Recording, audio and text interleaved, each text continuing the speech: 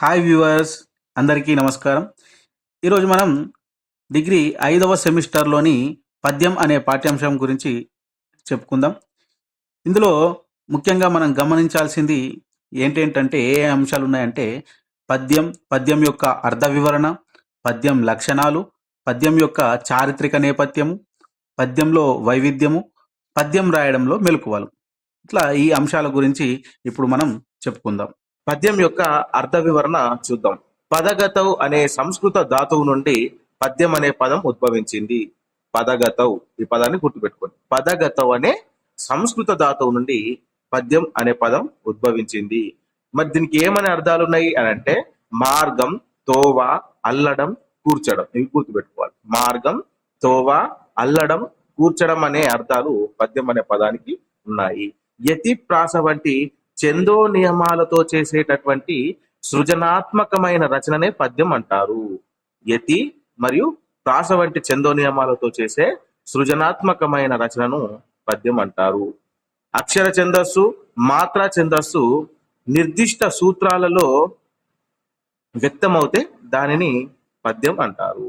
అయితే ఛందస్సు రెండు రకాలుగా ఉంటది. అందులో అక్షర ఛందస్సు కానీ మాత్రా ఛందస్సు గాను, ఈ రెండిట్లో ఏదో ఒకటి నిర్దిష్ట సూత్రాలలో చెప్పబడితే దానిని పద్యం అంటారు. పద్యం నిర్వచనాన్ని చూద్దాం. పద్యం యొక్క నిర్వచనాన్ని నండూరి రామకృష్ణమాచార్య ఆట వెలది పద్యంలో చాలా చక్కని పద్యంతో నిర్వచనాన్ని అందించారు. ఇప్పుడు ఆ పద్యాన్ని చూద్దాం. తాళబద్ధమైన లాలిత్యగతి కలిగి నడక సొంపులొలుకు నాట్యమౌను శ్రవణ సుభగమైన చందో నియతి గల్గి పలుకుబడుల కూర్పు పద్యమౌను. ఈ పద్యంలో చూసినట్లయితే మనకు రెండు అంశాల గురించి చెప్పడం జరిగింది. ఒకటి నాట్యం, రెండవది పద్యం. మరి నాట్యం ఏదవుతుంది, పద్యం ఏదవుతుందో ఇప్పుడు చూద్దాం. తాళంతో కూడి మనోహరమైన నడక గల సౌందర్యాత్మకమైన ప్రదర్శన నాట్యం అవుతుంది. తాళానికి అనుగుణంగా ఉండాల మనోహరమైన నడక కలిగినటువంటి సౌందర్యాత్మకమైన ప్రదర్శన నాట్యం అవుతే, వినడానికి వినసొంపుగా ఉంటూ చందో నియమాలను అనుసరించి చేసే పదాల యొక్క కూర్పు పద్యం అవుతుంది. నాట్యం ఎప్పుడవుతుంది? తాళంతో కూడి మనోహరమైన నడక కలిగినటువంటి సౌందర్యాత్మకమైన ప్రదర్శన నాట్యం అవుతుంది. మరి పద్యం ఎప్పుడవుతుంది అంటే వినడానికి వినసొంపుగా ఉండి చందో నియమాలను అనుసరిస్తే ఆ చందో నియమాలను అనుసరించి చేసేటటువంటి పదాల యొక్క కూర్పు పద్యం అవుతుందని నండూరి రామకృష్ణమాచార్య తెలియజేశారు. మరి పద్యానికి ఏమేం లక్షణాలు ఉండాలా, అసలు పద్యంలో ఏముంటాయి అనేది ఇప్పుడు చూద్దాం. గణాలు, యతులు, ప్రాసలు వంటి నియమాలతో మనకు పద్యం ఏర్పడుతుంది. సాధారణంగా పద్యం అనగానే అందులో 4 పాదాలు ఉంటాయి. మరి అన్నింట్లో 4 పాదాలే ఉంటాయి అంటే జాతిపద్యమైనటువంటి ద్విపద, 2 పాదాలు కలిగినది అని అర్థం. అంటే ద్విపదలో మాత్రం 2 పాదాలు మాత్రమే ఉంటాయి. మనము అక్షరాలను లఘువులు, గురువులుగా విభజిస్తాం. మరి లఘువులు అంటే ఏంటి అంటే ఏకమాత్ర కాలంలో ఉచ్చరించే వాటిని లఘువులు అంటారు. ద్విమాత్ర కాలంలో ఉచ్చరించే వాటిని గురువులు అంటారు. అక్షర గణాలు, మాత్ర గణాలు అనే 2 రకాల గణాలతో పద్యాలు ఏర్పడతాయి. మరి అక్షర గణాలు ఎక్కడ ఉంటాయి, మాత్ర గణాలు ఎక్కడ ఉంటాయి చూద్దాం. అయితే మనం ముందుగా ఈ యతి, ప్రాస గురించి చూద్దాం. యతి అంటే పద్యపాదంలో మొదటి అక్షరాన్ని యతి అంటారు, రెండో అక్షరాన్ని ప్రాస అంటారు. యతికి నియమం ఏ విధంగా కుదురుస్తామంటే ఆ పాదంలోని ఏదో ఒక నిర్దిష్ట స్థానంలో దానికి సంబంధించినటువంటి అక్షరం అనేది ఉంటుంది. అప్పుడు ఆ రెండింటికి యతి అనేది కుదురుతుంది. మరి ప్రాసని నిలువుగా చూస్తాం. 4 పాదాలు ఉంటాయి కదా పద్యంలో. అట్లా రెండవ అక్షరము ప్రతి పాదంలో ఒకే రకంగా ఉంటే దాన్ని ప్రాస నియమం కుదరడం అంటారు. మరి ఈ యతి, ప్రాస నియమాలు దేంట్లో ఉంటాయంటే వృత్త పద్యాలలో, జాతి పద్యాలలో ఉంటాయి. ఉపజాతి పద్యాలలో అంటే ప్రాస నియమం ఉండొచ్చు, ఉండకపోవచ్చు. అయితే పద్యాలు మనకు 3 రకాలని చెప్పుకున్నాం. వృత్త పద్యాలు, జాతి పద్యాలు, ఉపజాతి పద్యాలు. చెంపకమాల, ఉత్పలమాల, మత్తేబము, శార్దూలం లాంటి పద్యాలు వృత్త పద్యాల కిందికి వస్తాయి. కందము, ద్విపద లాంటి పద్యాలేమో ఉపజాతి పద్యాల కిందికి వస్తాయి. ఆటవెలది, తేటగీతి, సీసము లాంటివి మనకు ఉపజాతి పద్యాల కిందికి వస్తాయి. అయితే ఈ వృత్త పద్యాలు మార్గ ఛందస్సును అనుసరించి ఉంటాయి. ఇందులో అక్షర గణాలు ఉంటాయి. మొదటి పాదంలో ఏవైతే గణాలు వచ్చినాయో మిగతా అన్ని పాదాలలో కూడా, మిగతా 3 పాదాలలో కూడా అవే గణాలు రావడం వృత్త పద్యాల యొక్క లక్షణము. అట్లా ఇందులో ఏం గణాలు ఉంటాయి? మనకు అక్షర గణాలు ఉంటాయి. కందం, ద్విపద, ఉత్సాహం వంటి జాతి పద్యాలకు యతి, ప్రాసలు ఉంటాయి.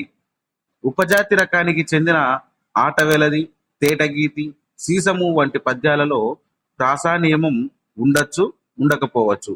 చూడండి, ఇక్కడ గమనించండి. జాతి పద్యానికి ఉపజాతి పద్యానికి మధ్య తేడా. జాతి పద్యాలలో ఖచ్చితంగా ప్రాసా నియమం అనేది ఉంటుంది. ఉపజాతి పద్యాలలో ప్రాసా నియమం ఉండొచ్చు, ఉండకపోవచ్చు.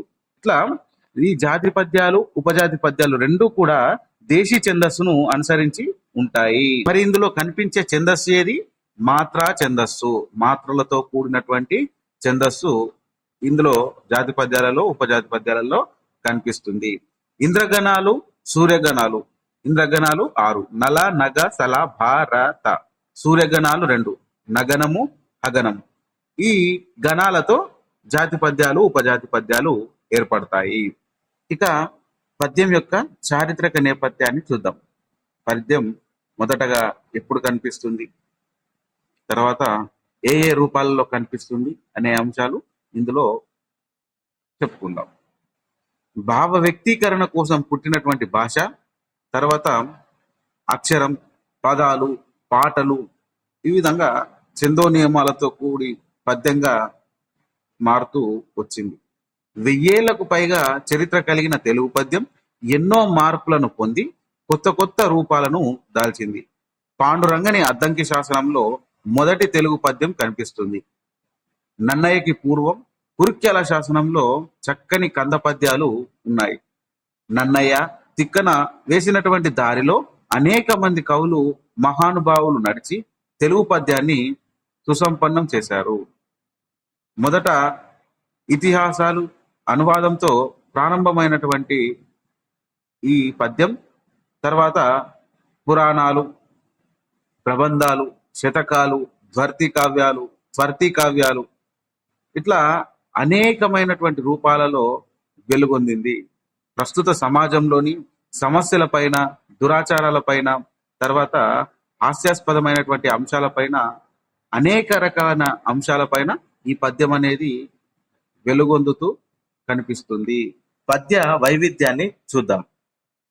పద్యం ప్రత్యేకమైంది, ప్రాచీనమైంది. ఇతిహాసాలు, పురాణాలు, కావ్యాలు, శాస్త్రాలు అన్ని కూడా పద్యంలోనే రాశారు. అలా 1000 సంవత్సరాల పైనే చరిత్ర గల పద్య కవిత్వం రాసినటువంటి కవులు ఛందస్సును ఎంపిక చేసుకోవడంలో గాని, వస్తువును కవిత్వంగా రాయడంలో గాని ఎంతో వైవిధ్యాన్ని చూపించారు. ఛందస్సులోని మార్గ, దేశీ కవిత్వాల్లో ఈ దేశీ పద్యాలకు తెలంగాణను పుట్టినిల్లుగా చెప్పుకోవచ్చు. ఎందుకంటే మనం తెలంగాణ ఆదికవిగా పాల్కురికి సోమనాథుని చెప్పుకుంటాం కదా. ఈ దేశీ కవిత్వాన్ని ప్రవేశపెట్టింది ఆయనే. కాబట్టి తెలంగాణ పుట్టినిల్లుగా ఈ దేశీ పద్యాలకు తెలంగాణ పుట్టినిల్లుగా చెప్పుకోవచ్చు.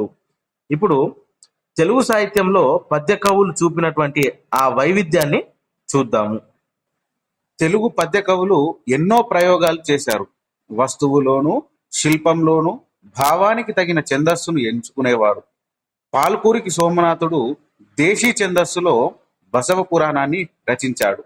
ఈ రచన ద్విపద పద్య లక్షణాలతో ఉంటుంది.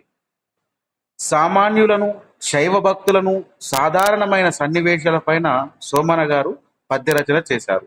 వేకువజామున కోడి చేసే చేష్టలను ఈ పద్య రూపంలో చిత్రీకరించారు. ఆ పద్యాన్ని ఇప్పుడు చూద్దాం. ఇక్కడ 2 చిత్రాలు ఉన్నాయి, గమనించండి. పైన పాల్కూరికి సోమనాథ గారు, ఈయన తెలంగాణ ఆదికవి, 12వ శతాబ్దానికి చెందినటువంటి కవి, పరమ శివభక్తుడు, శివకవుల్లో ఒకరు. ఈయన చాలా సహజ సిద్ధంగా సామాన్య భక్తుల యొక్క కథలను తీసుకొని బసవ పురాణాన్ని రాశారు. ఒక కోడి సహజంగా ఏ విధమైనటువంటి చేష్టలు చేస్తుంది వేకోజామున, ఆ చేష్టల్ని కూడా పద్య రూపంలో బంధించినటువంటి గొప్ప కవి పాల్కూరికి సోమనాథ గారు. ఒకసారి ఆ పద్యాన్ని చూద్దాం.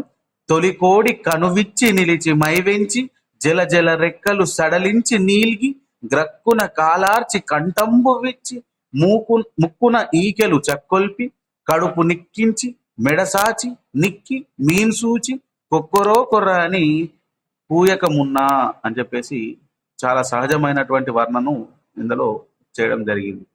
ఒకసారి భావాన్ని చూద్దాం.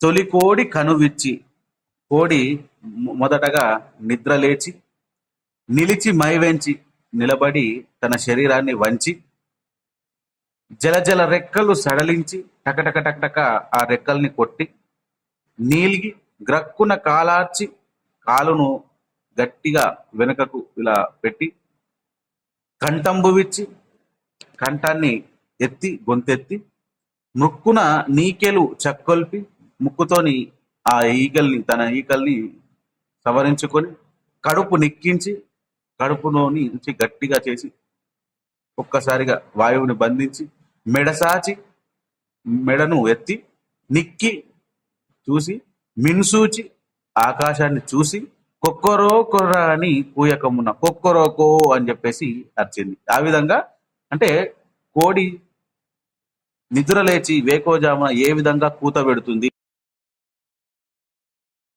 సహజమైనటువంటి వర్ణనతో ఈ పద్యం కనిపిస్తుంది. ఇప్పుడు మరొక పద్యాన్ని చూద్దాం. ఇక్కడ ఒక చిత్రం కనిపిస్తుంది కదా, అది అందరికీ సుప్రసిద్ధ కవి అయినటువంటి బమ్మెర పోతన గారిది. పోతన రాసినటువంటి గ్రంథం భాగవతం.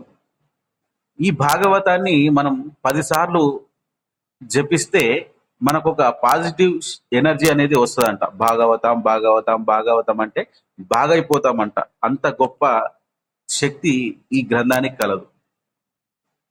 అద్భుతమైన శబ్దాలంకారాల పదప్రయోగంతో, మనోహరమైన భాషతో, మిక్కిలి భక్తితో ఈ గ్రంథాన్ని రచించారు బమ్మెర పోతన గారు. ఏ గ్రంథాన్ని? భాగవతాన్ని. ఇందులో నుంచి ప్రహ్లాద చరిత్రలో నుంచి ఒక పద్యాన్ని ఇప్పుడు చూద్దాం. మందార మకరంద మాధుర్యమునదేలు మధుపంబువోవునే మదనములకు, నిర్మల మందాకిని వీచికల దూగు రాయంచుచనునే తరంగిణులకు, లలిత రసాల పల్లవ ఖాది అయి సొక్కు కోయిల జేరునే కుటజములకు, పూర్ణేందు చంద్రికా స్ఫురిత చకోరకం అరుగునే సాంద్ర నిహారములకు, అంబుజోదర దివ్య పాదార వింద చింతనామృత పాన విశేషమత్త, చిత్తం ఏ రీతినైతరంబు చేరనేత్తు వినుత గుణశీల మాటలు వేయునేలా, వినుత గుణశీల మాటలు వేయునేలా. భావాన్ని చూద్దాం. ఒకసారి పద్యాన్ని గమనించండి. మందార మకరంద మాధుర్యమునదేలు మధుపంబు ఓవునే మదనములకు. చూడండి, శబ్దాలంకార పదప్రయోగం ఎంత చక్కగా ఉంది. మందార, మకరంద, మాధుర్య, మధుపంబు, మదనములకు. ఇట్లా చూస్తే వృత్తానుప్రాస, తర్వాత నిలువులో చూస్తే అంత్యానుప్రాస. ఈ ప్రాసలతో చాలా చక్కటి అలంకార పద ప్రయోగం కనిపిస్తుంది, భక్తి కనిపిస్తుంది, నాదత్వం కనిపిస్తుంది. తెలుగు పద్యాలలో ఇది ఒక గొప్ప పద్యంగా కీర్తికెక్కినటువంటి పద్యం ఇది. ఒకసారి భావాన్ని చూద్దాం. మందార మకరంద మాధుర్యమునదేలు మధుపంబు ఓవునే మదనములకు అంటే, మందార పువ్వులో ఉండేటటువంటి మకరందాన్ని తాగేటటువంటి ఆ తేనెటీగలు ఉమ్మెత్త పువ్వు దగ్గరికి పోవు కదా. నిర్మల మందాకిని వీచికల దూవు రాయంచనునే తరంగిణులకు అంటే, ఆకాశ గంగలో విహరించేటటువంటి రాజహంస పిల్ల కాలువల దగ్గరికి వెళ్ళదు కదా. లలిత రసాల పల్లవ ఖాది అయి చొక్కు కోయిల చేరునే కుటజములకు. లేత మామిడి చిగుళ్ళను పళ్ళను తిని ఆస్వాదించి ఆ మత్తుతో కూస్తున్నటువంటి కోయిల పిచ్చి మొక్కల దగ్గరికి వెళ్ళదు కదా. పూర్ణేందు చంద్రిక స్ఫురిత చకోరక మరుగునే సాంద్ర నిహారములకు. పున్నమి నాటి వెన్నెలను తాగేటటువంటి చకోర పక్షులు ఆ మబ్బుల దగ్గరికి పొగమంచును తాగదు కదా. అలాగే ఇవన్నీ ఉపమానాలు. దేనికి ఉపమానాలు అంటే అంబుజోదర దివ్య పాదార వింద చింతనామృత పాన విశేషమత్త. అంటే విష్ణువు యొక్క దివ్యమైన పాదాలను సేవిస్తూ తన్వయత్వం చెందే మనస్సు చిత్తము ఏ రీతిన ఇతరంబుల చేరనేర్తూ నా యొక్క మనసు వేరే వాళ్ళ దగ్గరికి ఏ విధంగా చేరుతుంది అనే దానికి అవి 4 కూడా ఉపమానాలుగా చెప్తున్నారు. నేను విష్ణువు యొక్క నామస్మరణ, విష్ణువు యొక్క భక్తిలో మునిగి ఉన్నాను, అట్లాంటి నన్ను వేరే వాళ్ళ వైపు మళ్ళిస్తాను అనడం మూర్ఖత్వము. ఓ గుణవంతుడా, ఓ రాజా, 1000 మాటలు ఎందుకు, నేను విష్ణువుని తప్ప మరెవరిని పూజించలేను అని చెప్పేసి ఈ పద్యం యొక్క భావము. చాలా చక్కటి పద్యం ఇది, గమనించండి. ఇప్పుడు మరొక పద్యాన్ని చూద్దాం. చాటువులు, దీని గురించి వినే ఉంటారు. సమయస్ఫూర్తితో అశువుగా చెప్పే పద్యాలను చాటువులు అంటారు. చాటువులు విషయ ప్రధానంగా సామాజిక విషయాలతో కూడి ఉంటాయి. పల్నాడులోని నీటి కష్టాలను శ్రీనాథుడు ఈ విధంగా వర్ణించాడు. ఏ విధంగా వర్ణించాడు అనేది ఈ పద్యంలో చూడండి. ఇది కంద పద్యంలో ఉన్నది, అంటే కంద పద్యం జాతి పద్యానికి కిందికి వస్తుంది. చతుర్మాత్ర గణాలు కనిపిస్తాయి. ఒకసారి పద్యం చూడండి. సిరిగలవానికి చెల్లును తననులు 16,000 దగపెన్లాడన్ తిరుపమున కిద్దరాన్రా పరమేశ గంగ విడుము పార్వతి చాలున్. సిరిగలవానికి చెల్లును ధరనులు 16,000 దగపెన్లాడన్ తిరుపమున కిద్దరాన్రా పరమేశ గంగ విడుము పార్వతి చాలున్. భావాన్ని చూద్దాం. సిరిగలవానికి చెల్లును అంటే సంపద ఉన్నవాడికి చెల్లుతుంది. సంపద ఎవరికి ఉన్నది? సంపదను దేంతో సూచిస్తాం? లక్ష్మీదేవితో సూచిస్తాం. లక్ష్మీదేవి యొక్క భర్త శ్రీమన్నారాయణుడు. శ్రీమన్నారాయణుడి యొక్క అవతారము శ్రీకృష్ణుడు. శ్రీకృష్ణుడు 16,000 మందిని వివాహం చేసుకోవచ్చు. ఎందుకంటే లక్ష్మీదేవి తన భార్య కాబట్టి, డబ్బు ఉన్నది కాబట్టి ఎంతమందినన్నా చేసుకోవచ్చు, అది తగినదే. కానీ ఓ శివ, నీ వంటి బిచ్చగాడికి, యాచన చేసేటటువంటి వారికి 2 భార్యలు ఎందుకు? నీ దగ్గర సంపద లేదు, నీ దగ్గర ఉండడానికి ఒక గృహం కూడా లేదు, నువ్వు శ్మశానంలో ఉంటావు, ధరించడానికి ఆభరణాలు లేవు, శ్మశానంలోని కపాలాలను ధరిస్తావు, కప్పుకోవడానికి సరైనటువంటి గుడ్డలు లేవు, పులి చర్మాన్ని కప్పుకుంటావు. కాబట్టి నీకు సంపద లేనటువంటి పేదవాడివి, నీకు 2 భార్యలు ఎందుకు? ఇక్కడ నీటి సమస్యతో చాలా మంది బాధపడుతున్నారు పల్నాడులో.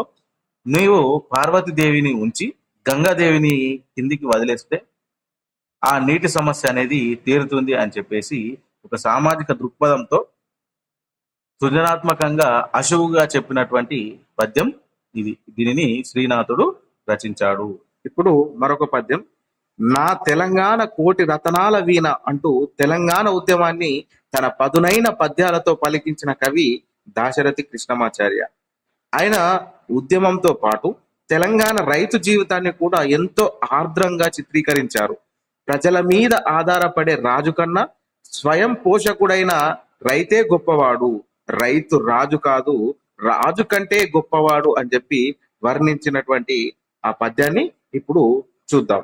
పంట పొలాలలోన తెల్లవారులు నిదుర కాచి వేకువన్ ఇంటికి వచ్చి చల్లి మెతికెంగిలి చేసేయో చేయకో పసుల్ వెంటబడంగా కాననము వీధుల బోయేడి కాపు బిడ్డ నీ వంటి స్వయం ప్రపోషణ విభావము రాజుల కబ్జాలునే నీ వంటి స్వయం ప్రపోషణ విభావము రాజుల కబ్జాలునే. ఒకసారి ఈ పద్యాన్ని మనం గమనించి ఛందో నియమాల గురించి తెలుసుకుందాం. ఇది ఉత్పలమాల పద్యము, అంటే ఇది వృత్త పద్యానికి చెందినది. మరి ఉత్పలమాలలో ఏముంటాయి అంటే 20 అక్షరాలు ఉంటాయి, మొదట 4 పాదాలు ఉంటాయి, ప్రాసానియమం ఉంటది, యతిస్థానం ఉంటది, భరణ బబరవ అనే గణాలు వస్తాయి. ఒకసారి చూడండి, ఇక్కడ మనం యతి అంటే ఏమనుకున్నాం, పాదంలోని మొదటి అక్షరాన్ని యతి అంటాము అని. చూడండి ఇక్కడ పా ఉంది, ఉత్పలమాల యతి స్థానం ఎంత అంటే 10వ అక్షరం. ఎక్కడుంది 10వ అక్షరం, వా, అంటే పాకి వాకి యతి కుదిరింది. అట్లాగే ప్రాస చూడండి, ప్రాస పాదంలోని 2వ అక్షరాన్ని మనం ప్రాస అంటాం. ఇక్కడ బిందు పూర్వక టకారం అనేది ప్రాసగా ఉంది, పంట, ఇంటి, వెంట, వంటి. కాబట్టి ఇందులో ప్రాసా నియమం ఉంది. ఇందులో ఏ ఛందస్సు కనిపిస్తుంది, భరణ బబరవ అనే గణాలు, అక్షర గణాల ఛందస్సు అనేది కనిపిస్తూ ఉంది. ఇప్పుడు దీని భావాన్ని చూద్దాం. పంట పొలాల్లో తెల్లవార్లు నిద్రపోకుండా కావలి కాసి వేకువనే ఇంటికి వచ్చి చల్ది అన్నము తింటావో తినవో కానీ పశువులను వెంట పెట్టుకొని అడవిలోకి వెళ్ళే ఓ రైతు బిడ్డ, నీలాంటి స్వయం పోషణ చేసుకునే వైభవం రాజులకు కూడా లేదు. కాబట్టి నీవు రాజుల కంటే గొప్పవాడివి అని చెప్పేసి ఈ పద్యం యొక్క భావము. ఈ పద్యంలోని పద ప్రయోగం గాని, పద్య నిర్మాణం గాని, బిందుపూర్వక టకార ప్రాస దాశరథి గొప్పతనానికి నిదర్శనంగా చెప్పుకోవచ్చు. తర్వాత మరొక పద్యం. తెలుగు వారిని ఎవరినైనా ఒక పద్యం చెప్పండి అని అడిగితే ఖచ్చితంగా ఎక్కువ శాతము వేమన పద్యము లేదా సుమతి పద్యము, సుమతి శతక పద్యంలో నుంచో చెప్పే అవకాశం ఉంటది.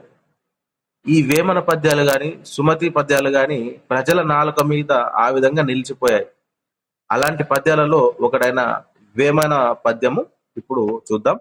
ఇది ఆట వెలదిలో ఉండేటటువంటి పద్యం. ఆట వెలది అంటే ఉపజాతి పద్యానికి కిందికి వస్తాయి. ఈనగణ త్రయంబు, ఇంద్రద్వయంబు, హస్తపంచకంబు, ఆట వెలది. 3 సూర్యగణాలు, 2 ఇంద్రగణాలు, 1, 3 పాదాలలో వస్తాయి. 2, 4 పాదాలలో 5 సూర్యగణాలు రావడం ఆట వెలది యొక్క లక్షణము. ఇందులో మాత్రా ఛందస్సు కనిపిస్తుంది. ఒకసారి పద్యం చూద్దాం. వేరు పురుగు చేరి వృక్షంబు చెరుచును, చీడ పురుగు చేరి చెట్టు చెరుచు, ఉత్సితుండు చేరి గుణవంతు జరుచురా, విశ్వదాభిరామ విశ్వదాభిరామ వినురవేమా. ఈ పద్యంలో కవి ఏం చెప్పదలుచుకున్నాడంటే, దుర్మార్గుడు మంచివాణ్ణి చెంత చేరి వాడిని చెడగొడతాడు అని కవి చెప్పాలనుకున్నాడు. తన భావానికి బలం చేకూర్చే ఉపమానాలు మొదటి 2 పాదాల్లో చెప్పారు. ఏమి, వేరు పురుగు చేరి వృక్షంబు జరుస్తుంది అంటే వృక్షం యొక్క వేరుకు పురుగు పట్టడం వల్ల ఆ వృక్షమే నశిస్తుంది. అలాగే రెండవ ఉపమానం ఏంది, చీడ పురుగు చేరి చెట్టు చెరుచు, చెట్టుకు చీడ పురుగు పట్టడం వల్ల ఆ చెట్టు కూడా నాశనం అయిపోతుంది అనే 2 ఉపమానాలతో 3వ పాదంలో ఆ మాటకు ఎంత బలం చేకూరుతుందో చూడండి. కుత్సితుండు చేరి గుణవంతు చెరుచురా, ఆ వృక్షం ఏ విధంగా నశించిందో, చెట్టు ఏ విధంగా నాశనమైందో ఆ విధంగానే చెడువారితో సావాసం చేయడం వల్ల గుణవంతుడు కూడా చెడిపోతాడు అని చెప్పేసి అసలు సందేశాన్ని 3వ పాదంలో చెప్పారు వేమన. ఇది వేమన శతకంలోని ఒక ప్రత్యేక లక్షణం ఈ విధంగా చెప్పడం. తర్వాత మరొక పద్యం. అభ్యుదయ విప్లవ కవిగా శ్రీశ్రీ అందరికి తెలుసు. కానీ ఆయన అలవోకగా మాట్లాడే మాటలతో చమత్కారంగా పద్యాలు రాసిన సంగతి కొందరికే తెలుసు. బాధ్యత మరిచిన ఓటర్ల వల్ల ప్రజాస్వామ్యానికి ఎంత నష్టం అంటూ రాసిన సిరిసిరి మువ్వ శతకంలోని ఒక పద్యాన్ని ఇప్పుడు చూద్దాం. తలకాయలు తమ తమ జేబుల లోపల దాచుకొనుచు పోలింగుకు పోవలసిన రోజులు వస్తే సెలివింకా డెమోక్రసీకి సిరిసిరి మువ్వా అని చెప్పేసి కంద పద్యంని రాశారు. తలకాయలు తమ తమ జేబు లోపల దాచుకొనుచు పోలింగుకు పోవలసిన రోజు వస్తే సెలివింకా, దేనికి, డెమోక్రసీకి సిరిసిరి మూవ అని చెప్పేసి సిరిసిరి మూవ శతకాన్ని శ్రీశ్రీ గారు రాయడం జరిగింది.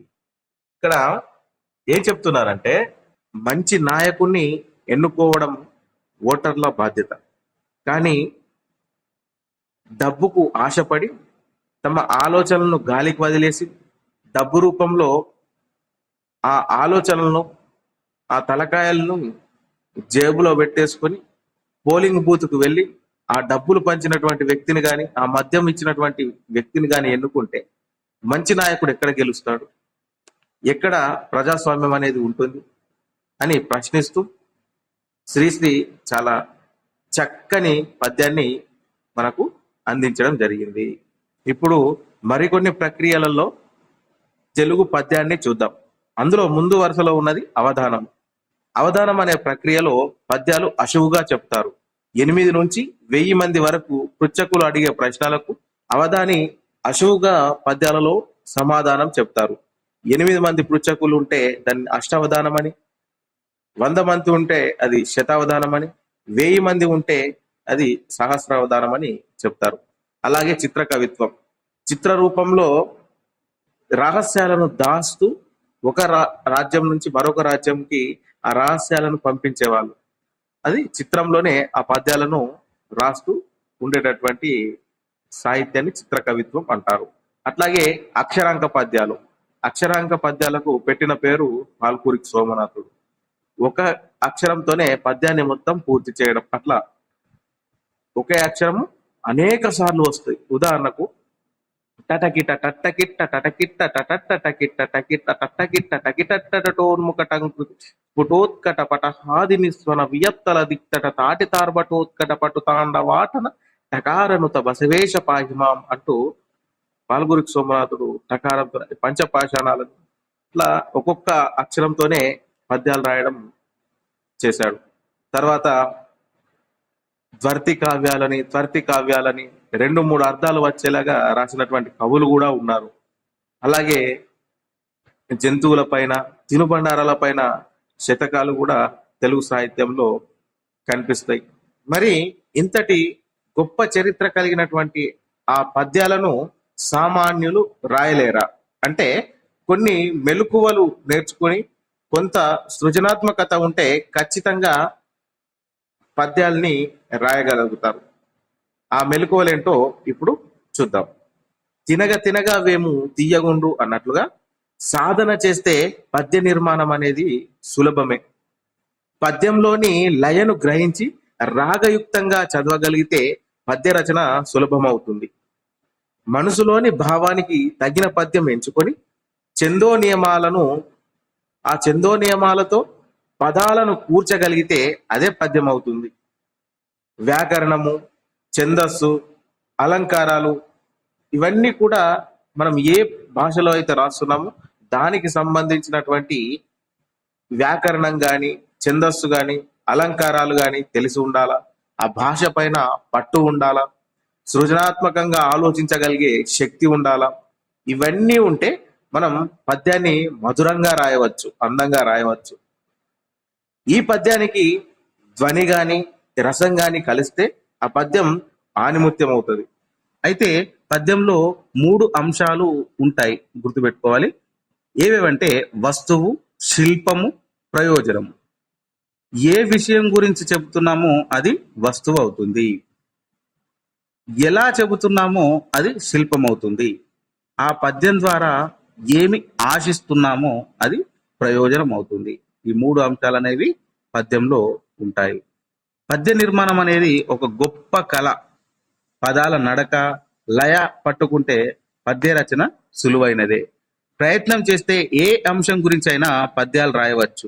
వస్తువు, శిల్పం, వ్యక్తీకరణలో కొత్తదనం చూపిస్తే గొప్ప పద్య రచన చేసి గొప్ప పద్య కవిగా పేరు ప్రఖ్యాతలు పొందవచ్చు.